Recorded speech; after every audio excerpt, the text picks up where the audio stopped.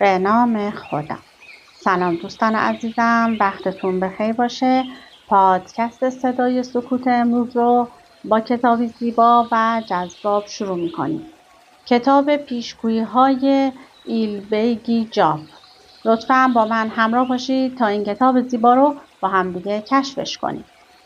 پیشگویی‌های ایلبیگی جاف شاعر کردی که 500 سال پیش احوال ایران و جهان را پیشگویی کرده است.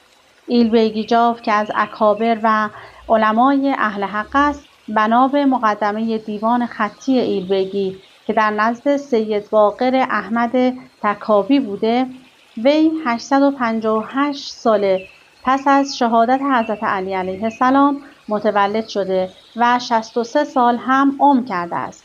چون شهادت حضرت علی و در سال 40 هجری اتفاق افتاده بود، لذا تولد ایلبیگی به سال 898 هجری و وفات او هم در سال 961 هجری خواهد بود.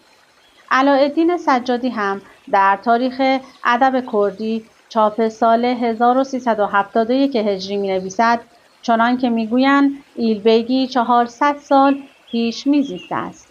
ایلبیگی در شهر زور متولد شده و مقدمات تحصیلی را در همانجا فرا گرفته و ظاهراً به فلسفه عرفانی و فلسفه محض اشراق توجهی داشته است. او پس از تحصیلات خود لباس نمد پوشیده و در خلوت به مجاهدت و ریاضت پرداخته است. پس از آن وی به بغداد و سایر شهرهای ایران سفر می‌کند و به ارشاد و وعظ مردم می‌پردازد. بیشتر سروده‌های ایلبیگی جاف به صورت پیشگویی بوده است. او در پیشگویی‌هایش پیدایش نادرشاه افشار، پیدایش قاجاریان و رژیم پهلوی و جور و ستم آن زمان را پیشبینی کرده است.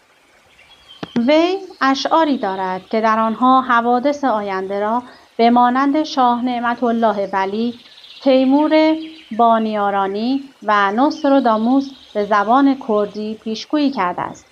ایلبیگی در سال 898 قمری در شهر زور زاده شد و در سال 961 قمری یعنی در عهد صفویه درگذشت.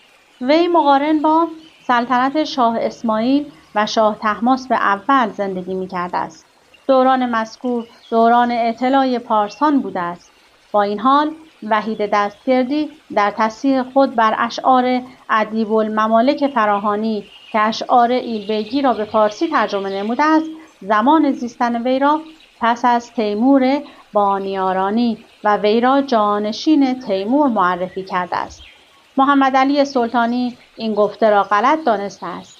علاءالدین سجادی نیز در کتاب خود با عنوان تاریخ ادبیات کرد که در سال 1952 میلادی برابر با 1331 خورشیدی به چاپ رسیده، زمان زندگی وی را چنان که میگویند 400 سال پیش از این ذکر کرده است که دوران صفویان را نشان می‌دهد.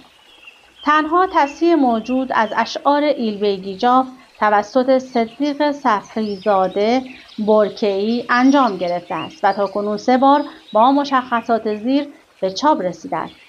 ایلبیگی جاف پیشینه کانی و ایلبیگی جاف پیشگویی‌های ایلبیگی جاف و ایلبیگی جاف پیشبینی یک کانی ایلبیگی جاف. وی در رابطه با نسخه‌های مورد استفاده خود در تصحیح این کتاب‌ها به 4 نسخه زیر اشاره کرده است: نسخه فریدون پالیزی، نسخه کاکاردایی، نسخه محمد لوعبری و نسخه بینام.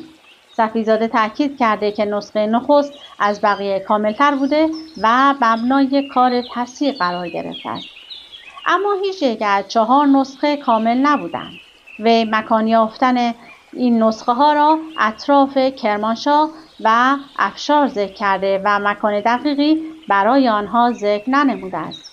محمد علی سلطانی این نسخه ها را معتبر نمی‌داند و تصحیح صفی‌زاده را نیز دارای تحریف و تصرف عنوان می‌کند. وی به کردی سورانی شعر می‌سرود. شعرهای وی به صورت هجایی و در قالب مصرع‌های 8 هجایی سروده شده است. به گفته محمد علی سلطانی، اشعار وی توسط ادیب الممالک فراهانی به صورت شعر به فارسی ترجمه شده و در دیوان کلیات اشعار وی به تصدیق وحید دستگردی به چاپ رسیده است.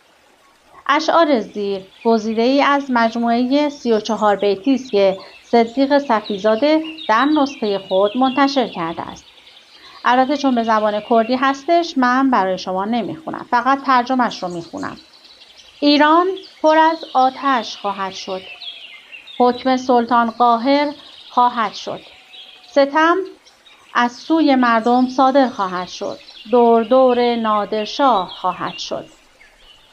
نیکان بی وطن خواهند شد. شاهان بی کفن خواهند شد و دوران به کام زند خواهد چرخید. دوران به دست قاجار می افتد. تیمور به پا خواهد خاست. بسی سرها بی سر می شوند. آشوب و شور و هنگامه برپا می شود.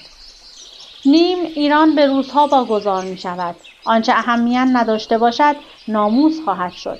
آنگاه تقلب رواج می یابد و دین و ایمان ضعیف می شود. چابک سواری به فریاد مردم می رسد و پلنگ ها را صید و شکار می کند و هر ساعت با 100 رنگ و سیاست می آید و دنیا و خلق را بسی شنگ و شادمان می کند. مردم سخنانشان را به وسیله مفتول آهن خواهند گفت و با راه دور گفتگو خواهند کرد. دلم به تنگ می آید، صدای توپ و تفنگ می آید. جنگ سرباز با فشنگ خواهد شد. ایران گرفتار فرنگ خواهد شد. رخش رستم ظاهر می شود. اسب آهن راهبر می شود. دوره دوره رضاشاه خواهد شد و پس از رضاشاه جنگ و عزا خواهد شد. پرنده‌ای مانند رعد و برق پیدا خواهد شد و دود از گوشش به تندی به آسمان می رود. با چابک سواری گام برمی دارد و بر روی هوا معلق خواهد شد. ایران مانند فرنگ خواهد شد. همه جا نقش و رنگارنگ خواهد شد. پسر مانند دختران زیبا خواهند شد. ناگاه جنگ و نبرد آغاز خواهد شد و کمتر کسی از مردم به فرمان شاه فرمانبردار خواهد شد. طاعت و عبادت به اجبار انجام خواهد شد. بازار پر از بلور می شود و گلبانگ جمهوری گردد. کار مردان به نامردی گراید. چهره مردم به زردی گراید و روزگار افسردگی خواهد شد. در دشت بغداد جنگ به وجود خواهد آمد. همه اش برای نقره و زر خواهد بود. سرانجام 72 دین یکی خواهد شد. سردفتر و رهبر آن مردی امین خواهد شد. ظالم به شیون و زاری خواهد پرداخت و دلش پر از قهر و کین خواهد شد. این چنین بوده است و چنین خواهد شد. خب بیشتر از این کتاب زیبا در اختیار من نیست. امیدوارم که از این کتاب خوشتون اومده باشه. اگه دوست دارین که بیشتر مطالب این کتاب رو بخونین باید برای خودتون تهیه کنین. احتمالاً در گوگل بشه این کتاب رو پیدا کرد. از اینکه با من همراه بودید سپاسگزارم. تا وایس بعدی خدا نگهدارتون.